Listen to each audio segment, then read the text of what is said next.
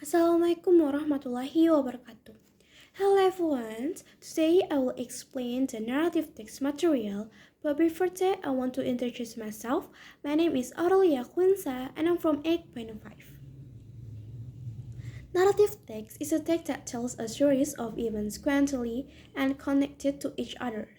This type of text has an imaginative nature or imaginary story that aims to entertain the readers.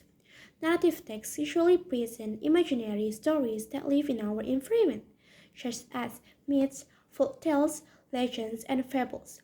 Narrative text can be in the form of imaginations or reality, which has the following types: fairy tales, mystery, science, fictions, romance, horror, fable, myth and legend, and also history.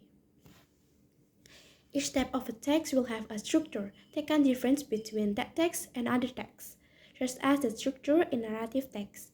The structure of the narrative text focuses on encouraging events that occur well and sequentially. There are four structures of a narrative text, namely, first, orientations. Orientations are usually called an introductions, contain who, when, and where a story is set.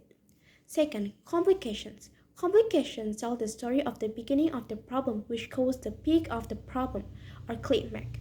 These sections usually involve the main characters of the story. Third is resolution.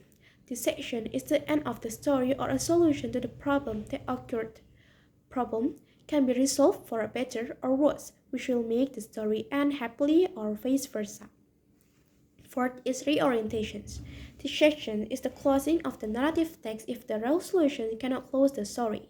Reorientation can contain moral lessons, suggestions, or teaching from the author. Before I give an example of narrative text, I will explain the characteristics of the narrative text. The following are the characteristics of the narrative text.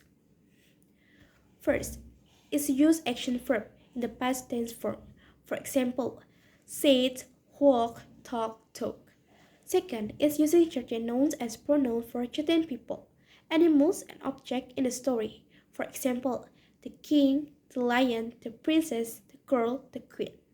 Third, using adjective which form a single noun phrase. For example, the Red Riding Hood, the poisoned apple, the evil queen. Fourth, use conjunctions that indicate time or time connective and conjunction to other events.